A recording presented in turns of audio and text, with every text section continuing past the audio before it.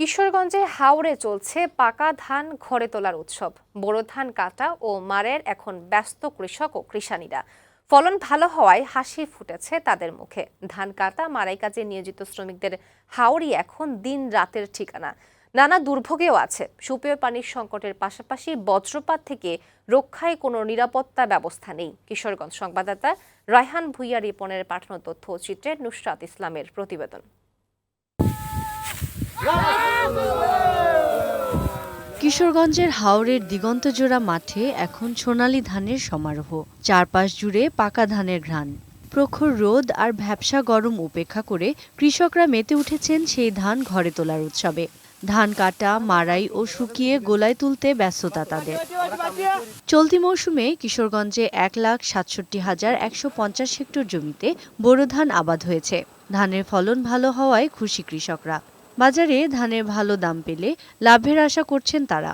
ধান আলা দিলে ভালো হয়েছে মোটামুটি। গতবার থেকে এবার মোটামুটি ফসল ভালোই। যদি সুষ্ঠুভাবে যা আল্লাহর মতে অনেক খুশি আমরা। এই ফসলের যে দামটা আছে এটা যাতে আমরা শেষ পর্যন্ত পাই, এটাই সরকারের কাছে দাবি। ধান কাটা মাড়াইয়ের এই মৌসুমে হাওড়ি হয় কৃষকদের কয়েক মাসের ঠিকানা। প্রায় 45,000 কৃষি শ্রমিকের অস্থায়ী ঠিকানা এখন হাওর। ফলে নানা সমস্যার মুখোমুখি হতে হচ্ছে তাদের। সুপেয় পানির সংকটের পাশাপাশি তীব্র গরমে অসুস্থ হয়ে পড়েছেন অনেকে।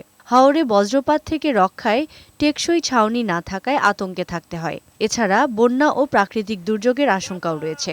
শুদ্ধ পানি হওয়া যেতেছে না, আমরা এই মানে একটু ঝামেলার মধ্যে আছি। কষ্ট করিয়া যাই বৈশাখ মাসে যাই পাই, তাই নিয়ে আমরা ঘরে বাড়ি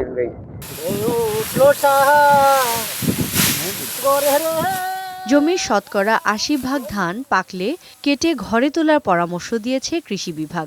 সুপেয় পানি ও বজ্রপাত নিরোধক ছাউনি সহ যে সমস্যা আছে পর্যায়ক্রমে কৃষকদের সব সমাধানের আশ্বাস দিয়েছে তারা। আমরা ইতিপূর্বে জনস্বাস্থ্য প্রকৌশলীর নিকট আমরা তাদের এই সমস্যাসমূহ আমরা তুলে ধরেছি সুপেয় পানির ব্যবস্থা এবং পয়ঃনিষ্কাশন ব্যবস্থার জন্য, এবং তারা আমাদেরকে ইতিপূর্বে আশ্বস্ত করেছিলেন যে পর্যায়ক্রমে তারা এই ব্যবস্থাগুলো সমস্যার সমাধান করবেন। এখন পর্যন্ত হাওরের 10 ভাগ জমির ধান কেটে ঘরে তুলেছে কৃষকরা। মে মাসের মধ্যে হাওরের ধান কাটা মাড়াই শেষ হবে। ডেস্ক রিপোর্ট, বৈশাখী সংবাদ।